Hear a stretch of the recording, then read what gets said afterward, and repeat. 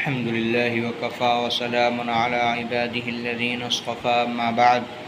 فأعوذ بالله من الشيطان الرجيم بسم الله الرحمن الرحيم اعلموا أنما الحياة الدنيا لعب ولهو وزينة وتفاخر بينكم وتكاثر في الأموال والأولاد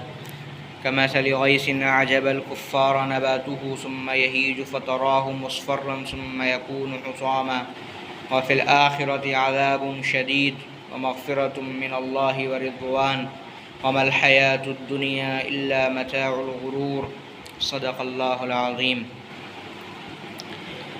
سورہ حدید آیت نمبر 20 میں اللہ رب العزت نے انسان کی جو زندگی ہے اس کو مختلف مراحل میں تقسیم کر کے بیان فرمایا ہے۔ اللہ رب العزت نے انسان کی زندگی کو جو مختلف مراحل میں بیان فرمایا وہ ایک ایسی اٹل حقیقت بن کر کے دنیا کے سامنے آیا ہے کہ اس سے کوئی عقل رکھنے والا انسان بھی انکار نہیں کر سکتا، اور اللہ رب العزت کی ہوئی کوئی بات وہ ظاہر سی بات ہے کہ غلط ہو بھی نہیں سکتی ہے، اس لیے کہ اللہ رب العزت احکم الحاکمین ہے۔ ومن اصدق من اللہ حدیثا، اور اللہ سے سچی بات کس کی ہو سکتی ہے۔ آیت کریمہ کے اس مختصر سے ٹکڑے پر اگر غور کیا جائے تو معلوم ہوتا ہے کہ اللہ رب العزت نے کس قدر فصیح و بلیغ انداز میں اور کس قدر معجزانہ کلام کے ساتھ اس انسان کی زندگی کے ان مختلف مراحل پر گفتگو کی ہے۔ ارشاد فرمایا ہر انسان اس بات کا مخاطب ہے، چاہے وہ مومن ہو یا چاہے وہ کافر ہو۔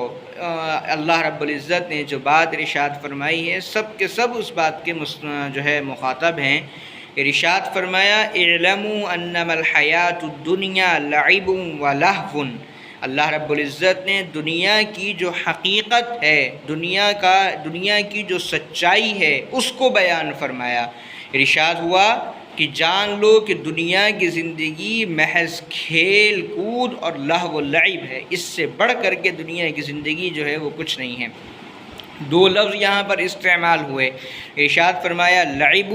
و لہو، کہ دنیا کی زندگی کھیل تماشے کے سوا جو ہے وہ کچھ نہیں ہے۔ دونوں الفاظ لگ بھگ ایک جیسے ہیں، بعض حضرات نے مفسرین نے ان کے اندر فرق کیا ہے، اور وہ فرق بالکل صحیح بھی ہے، تجربے کے ساتھ ثابت ہے۔ ارشاد فرمایا کہ دیکھو لعب، اعلموا انما الحیات الدنیا لعب، کہ دنیا کی زندگی یہ کھیل ہے۔ لعب اصل میں کہتے ہیں اس کھیل کو جس کے ساتھ کوئی مقصد وابستہ نہیں ہو، جس کے ساتھ کوئی ویژن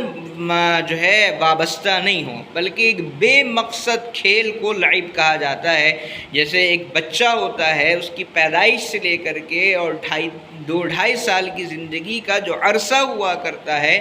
اس زمانے کے اندر اس بچے کو اگر آپ ایک جھنجھنا پکڑا دیں، اگر آپ اس کو کوئی کھلونا جو ہے وہ پکڑا دیں، تو وہ یہ سمجھتا ہے کہ بس یہی میری کل کائنات ہے، اس سے بڑھ کر کے میرے لیے جو ہے وہ کچھ نہیں ہے۔ وہ اپنی زندگی اسی کو سمجھتا ہے، اپنی کل کائنات اس کو سمجھتا ہے، اسی کے ساتھ کھیلتا ہے، اپنے دل کو اسی کے ساتھ لگا لیتا ہے، اور اگر کوئی اس بچے سے اس جھنجھنے کو واپس لے لے تو وہ یہ سمجھتا ہے کہ شاید میری پوری کائنات جو ہے وہ لٹ گئی ہے۔ اور یہ انسان کی زندگی کا وہ مرحلہ ہے کہ اس جھنجھنے کے ساتھ کھیلنا ہے، اور اس کھیل کا کوئی مقصد نہیں ہے، کوئی کامیابی نہیں ہے، کوئی یہ نہیں ہے کہ مجھے اس کے ساتھ کھیلنے میں جیتنا ہے یا ہارنا ہے، یا جیتنے سے فائدہ ہوتا ہے یا ہارنے سے نقصان ہوتا ہے۔ کوئی مقصد اس کے ساتھ جو ہے وہ انسان کا وابستہ نہیں ہے، اس بچے کا وابستہ نہیں ہے۔ ارشاد فرمایا کہ اس دور کے گزرنے کے بعد ایک دور آئے گا جس کو لہو کا دور جو ہے وہ کہا جاتا ہے۔ اس عمر میں آ کر کے اب بچے کے جو کھیل ہوتے ہیں وہ ایک بامقصد کھیل کی طرف جو ہے وہ منتقل ہو جاتا ہے بچے کا ذہن، اور اب وہ یہ سمجھتا ہے کہ مجھے اس کھیل کے اندر جیتنا ہے، مجھے کامیابی حاصل کرنا ہے، مجھے کامیاب اور نمایاں جو ہے وہ ہونا ہے۔ اب جب جو بچہ کھیل کھیلتا ہے وہ یہ سمجھ کر کے کہ مجھے اس کے اندر ایک کامیابی حاصل کرنا ہے، مجھے اس کے اندر جیت حاصل کرنا ہے، مجھے اپنے مقصد کو پورا کرنا ہے۔ فرمایا یہ انسان کی زندگی کا وہ دور آیا جس کو قرآن لہو کہتا ہے، اور ایک بات یہاں پر یہ بھی سمجھنے کی ہے کہ انسان جب لہو کے اندر آیا، لعب کے بعد جب لہو کے اندر آیا تو اس نے اپنی پرانی زندگی پر جو ہے وہ افسوس کیا، ندامت کا اظہار کیا اور کہا، بچہ سوچتا ہے کہ میری بھی کیا عمر تھی اور میں بھی کیا کرتا تھا کہ ایک اس کے جھولے کے اندر پڑا رہتا تھا، جھنجھنے سے کھیلتا رہتا تھا، اور کوئی اگر مجھ سے وہ جھنجھنا چھین لے تو میں رونے لگتا تھا۔ افسوس ہے اس زندگی پر، میں بھی اپنا وقت کہاں ضائع کرتا تھا۔ اب لہو کے اندر آیا تو لعب پر اس کو افسوس ہے۔ ارشاد فرمایا کہ اس دور کے گزرنے کے بعد ایک اور دور آئے گا، وزینہ، اس کو زینت کا دور قرآن کریم کہتا ہے، وہ انسان کی چمک دھمک کا دور ہوا کرتا ہے۔ اس دور میں انسان یہ چاہتا ہے کہ میں جو ہے ایک نمایاں جو ہے وہ نظر آؤں، میرے کپڑے سب سے اچھے ہونے چاہیے، میری گھڑی برانڈڈ ہونا چاہیے، میرا جوتا برانڈڈ ہونا چاہیے، میرے کپڑے برانڈڈ ہونا چاہیے، میں جس چیز کو بھی استعمال کروں وہ ایک اچھی اور عمدہ اور بالکل بہترین قسم کی برانڈڈ چیز جو ہے وہ ہونا چاہیے۔ اس کو زینت کا دور جو ہے وہ قرآن کریم کہتا ہے، اور یہ ہر انسان کے ساتھ پیش آتا ہے کہ وہ یہ چاہتا ہے اپنے اس عمر کے اس دور کے اندر کہ وہ نمایاں نظر آئے، وہ بہترین نظر آئے، اس کے بال اچھے ہونا چاہیے، اس کا چہرہ اچھا ہونا چاہیے، اس کی ایک ایک چیز نمایاں نظر آنا چاہیے۔ اور جب اس زینت کے دور کے اندر آدمی آتا ہے تو پیچھے والی زندگی پر پھر افسوس کرتا ہے اور کہتا ہے کہ ہائے وہ بھی کیا زندگی تھی کہ کھیل کود کے اندر اور کرکٹ کے اندر اپنے وقت کو برباد کیا۔ یہ دور اچھا ہے کہ ہم سب سے اچھے نظر آتے ہیں، سب سے نمایاں نظر آتے ہیں، سب سے بہتر نظر آتے ہیں۔ ارشاد فرمایا کہ یہ لمحات بھی تمہاری زندگی کے گزرنے والے ہیں، اور پھر اس کے بعد ایک دور آنے والا ہے جس کو قرآن کریم کہتا ہے وَتَفَاخُرٌ بَيْنَكُمْ، ایک دوسرے پر فخر کرنا، ایک دوسرے سے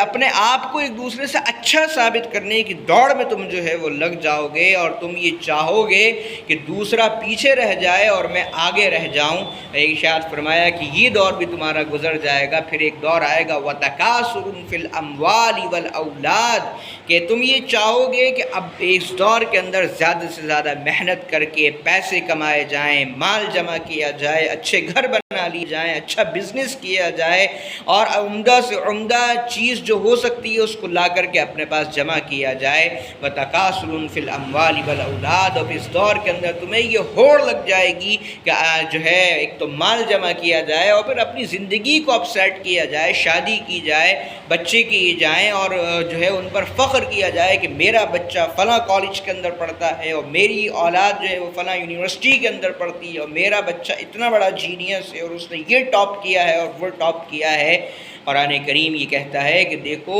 ہر ایک دور کے بعد تمہیں ندامت کا سامنا کرنا پڑا، ہر ایک دور کے بعد تمہیں افسوس کا سامنا کرنا پڑا، ہر ایک دور سے گزرنے کے بعد تم نے یہی کہا کہ یہ دور تو اچھا نہیں تھا، اس دور میں ہے یہ دور اچھا ہے۔ اب اس سے گزر گئے، تم نے کہا کہ نہیں یہ دور اچھا ہے، وہ والا دور اچھا نہیں تھا۔ قرآن کہتا ہے کہ یاد رکھو ایک دور تمہاری زندگی کا اور آنے والا ہے، یہ تمام ادوار تمہارے ختم ہو جائیں گے، ایک وقت تمہیں یہ آنے والا ہے کہ تمہارا اب قبر کے اندر جانے کا وقت ہے، اب قبر میں تم سے سوال و جواب ہوں گے، اب اللہ سے تمہاری ملاقات ہوگی، اب فرشتوں سے تمہاری ملاقات ہوگی، اب ایک دور تمہاری زندگی کا وہ شروع ہونے والا ہے۔ یہاں پر تھے، تمہارے ساتھ بہت کچھ تھا، تمہارے ساتھ مال تھا، تمہارے ساتھ اولاد تھی، تمہارے گھر تھے، تمہارے دوست تھے، تمہارے احباب تھے، تمہارے بیوی اور بچے تھے، تمہارا رشتہ دار تھے، تمہارا خاندان تھا، لیکن اب جو دور آنے والا ہے قبر کا، فرمایا یہ تنہائی کا گھر ہے، یہاں تمہارے ساتھ کوئی نہیں ہوگا، اس زندگی کے اندر تمہیں اکیلے لڑنا ہوگا، تمہیں اکیلے سوالوں کے جوابات دینا ہوں گے، تمہیں سب کچھ اکیلے کرنا ہوگا، تمہیں اللہ سے ملاقات بھی اکیلے کرنا ہوگی، تمہیں اللہ سے بات چیت بھی اکیلے کرنا ہوگی، تمہیں فرشتوں کے جوابات بھی اکیلے دینا ہوں گے، نہ تمہاری اولاد تمہارے ساتھ ہوگی، نہ تمہارا مال تمہارے ساتھ ہوگا، نہ تمہارے رشتہ دار تمہارے ساتھ ہوں گے، نہ تمہارا خاندان تمہارے ساتھ ہوگا، نہ تمہارے دوست تمہارے ساتھ ہوں گے، نہ تمہارے احباب تمہارے ساتھ ہوں گے، کوئی تمہارے ساتھ جو ہے وہ اس زمانے کے اندر نہیں ہوگا، بلکہ اس قبر کے میدان، اس قبر کے گڑھے کے اندر تمہیں اکیلے کھڑے ہو کر کے اللہ رب العزت کے سوالوں کے جوابات دینا ہوں گے۔ اللہ رب العزت نے ارشاد فرمایا کہ زندگی کی مثال تو ایسی ہے جیسے ہم نے آسمان سے بارش برسائی، اور جب آسمان سے بارش برستی ہے تو پھر زمین سے کھیتی اگتی ہے، ہری گھاس اگنے لگتی ہے، کھیتیاں پروان چڑھنے لگتی ہیں، فصل تیار ہونے لگتی ہے۔ ارشاد فرمایا کمثل غیث اعجب الکفار نباتہ، اور یہ چیز کاشتکار کو بڑی اچھی لگتی ہے، کسانوں کو بہت اچھی لگتی ہے۔ ثم یہیج، پھر یہ اپنا زور دکھاتی ہے، کھیتیاں بالکل پروان چڑھ جاتی ہیں۔ فتراہ مصفرہ، پھر ان کھیتیوں کو کاٹا جاتا ہے، اس فصل کو کاٹا جاتا ہے۔ فتراہ مصفرہ، پھر ایک وقت آتا ہے کہ تم اس کو زرد دیکھتے ہو۔ ثم یکون حطاما، پھر یہ کھیتی بالکل ختم ہو جایا کرتی ہے، ریزہ ریزہ چورا چورا ہو جایا کرتی ہے۔ ارشاد فرمایا کہ دیکھو جس طریقے سے یہ کھیتی ختم ہو جاتی ہے، چورا چورا ہو جایا کرتی ہے، اسی طرح انسان کی زندگی کا وقت بھی ختم ہونے والا ہے، انسان کی زندگی بھی ختم ہونے والی ہے، چورا چورا ہو کر کے رہ جائے گی۔ کوئی یاد کرنے والا بھی کسی زمانے کے اندر نہیں ہوگا کہ فلاں صاحب بھی دنیا کے اندر رہا کرتے تھے۔ آگے کیا ہوگا؟ ارشاد فرمایا وفی الآخرۃ عذاب شدید ومغفرۃ من اللہ ورضوان وما الحیاۃ الدنیا الا متاع الغرور۔ اب آگے دو مرحلے ہیں، یا تو یہ کہ آخرت ہے اور اس آخرت میں عذاب شدید ہے، اور یا پھر آخرت ہے اور اللہ کی مغفرت ہے اور اللہ رب العزت کی طرف سے رضا ہے۔ یہ دو اس دنیا کی زندگی کے رزلٹ، ایک پاس کا اور ایک فیل کا انسان کے سامنے آنے والا ہے۔ یا تو اس زندگی میں انسان پاس ہو گیا یا اس زندگی میں انسان فیل ہو گیا، یا تو اس زندگی میں انسان کامیاب ہو گیا یا اس زندگی میں انسان ناکام ہو گیا۔ کامیاب ہوا تو اللہ کی طرف سے مغفرت کا اعلان ہے، اللہ کی طرف سے بخشش کا اعلان ہے، اللہ کی طرف سے رضا کا اعلان ہے، اللہ کی طرف سے کامیابی کا اعلان ہے، اللہ کی طرف سے عیش و عشرت کی جو بہاریں ہیں ان کا انعام ہے اور اعلان ہے۔ اور اگر انسان ناکام ہوا تو اللہ کی طرف سے پکڑ ہے، عذاب شدید ہے، خطرناک عذاب ہے، جہنم تیار ہے۔ جہنم کے عذابات انسان کے لیے اللہ رب العزت نے تیار کر کے رکھے ہیں۔ ارشاد فرمایا کہ دیکھو یہ جو وقت تمہیں ملا ہے، یہ جو زندگی کے مختلف مراحل میں تم زندگی گزارتے ہو، اس کو کامیاب بناؤ، اس کو اچھا بناؤ، اور اچھا بنانے کا طریقہ یہ ہے سابقوا الی مغفرۃ من ربکم وجنۃ عرضها كعرض السماء والارض۔ دوڑو اپنے پروردگار کی مغفرت کی طرف، حاصل کرو اپنے رب کی مغفرت کو، کامیابی کی طرف جو ہے وہ اپنے قدموں کو بڑھاؤ، کوشش کرو اس بات کی کہ تم دنیا کے اندر کامیاب ہو جاؤ۔ دنیا سے جب جاؤ تو اللہ کی مغفرت کا اعلان تمہارے ساتھ جا رہا ہو، اللہ کی رضا کا پروانہ تمہارے ساتھ جا رہا ہو۔ دوڑو اپنے رب کی مغفرت کی طرف اور اس جنت کی طرف جس کی چوڑائی، جس کی وسعت اللہ رب العزت نے زمین و آسمان کی وسعت کے برابر جو ہے وہ بنا کر کے رکھی ہے۔ اور دنیا اور جنت کا تو کوئی جوڑ ہو ہی نہیں سکتا ہے، کہاں اس کی لمبائی، کہاں جنت کی چوڑائی، کہاں دنیا اور اس کی ناپائیداری۔ لیکن انسان یہ دیکھتا ہے کہ یہ لمبا چوڑا پھیلا ہوا آسمان ہے جو کہیں جا کر کے نظر نہیں آتا، یہ بچھی ہوئی زمین ہے کہ جو کہیں ختم نہیں ہوتی ہے۔ اس لیے ایک مثال سے اس کو سمجھا دیا کہ جنت کی چوڑائی زمین و آسمان کی چوڑائی کے برابر ہے، ورنہ حقیقت میں جنت اور دنیا کا کوئی تقابل ہو نہیں سکتا ہے۔ اللہ رب العزت نے ارشاد فرمایا کہ دیکھو اپنے رب کی مغفرت کی طرف دوڑو، اپنے رب کی رضا کو تلاش کرو، اور اگر اس دنیا میں سب کچھ بھی اس دنیا میں نہ ملے اور رب کی رضا مل جائے تو تم کامیاب ہو۔ اس دنیا میں کچھ تمہارے ہاتھ نہ آئے، نہ مال تمہارے ہاتھ آئے، نہ عہدے تمہارے ہاتھ آئے، نہ کپڑے تمہارے ہاتھ آئے، نہ اچھے کھانے تمہارے ہاتھ آئے، لیکن اللہ کی رضا اگر تمہارے ہاتھ آ گئی، جنت کا پروانہ اگر تمہارے ہاتھ آ گیا تو تم دنیا کے کامیاب ترین انسان جو ہے وہ شمار کیے جاؤ۔ تو یہ جنت ہے، یہ اللہ کی مغفرت ہے، اور یہ ارشاد فرمایا اعدت للذین آمنوا باللہ ورسلہ، یہ اللہ رب العزت نے تیار کر کے رکھی ان لوگوں کے لیے جو اللہ اور اس کے رسول پر ایمان لے کر کے آئیں۔ اور ایک بات اور یاد رکھنا، ارشاد فرمایا ذالک فضل اللہ یؤتیہ من یشاء اللہ ذو الفضل العظیم، یہ اللہ کا فضل ہے، اللہ جس کو چاہتا ہے اپنے فضل جو ہے وہ عطا فرما دیا کرتا ہے، اور اللہ بہت فضل والا ہے۔ یہ نہ سمجھنا کہ اپنے اعمال کی بنیاد پر جنت کے اندر چلے جاؤ گے، تم نے بڑی تہجدیں پڑھی ہیں تو جنت کے اندر چلے جاؤ گے، تم نے بڑے صدقے خیرات کیے ہیں تو جنت کے اندر جنت فقط اللہ کے فضل سے ملے گی، اللہ کے کرم اور اللہ کی رحمت سے ملے گی، اور اللہ جس پر چاہتا ہے اپنے کرم کر دیا کرتا ہے۔ اللہ رب العزت نے جو اوقات دیے ہیں ان کو غنیمت جان کر کے اللہ کی رضا اور اللہ کی جنت کو حاصل کرنے کی فکر کے اندر لگ جانا چاہیے۔ اللہ رب العزت عمل کی توفیق عطا فرمائے۔ وآخر دعوانا الحمد للہ رب العالمین۔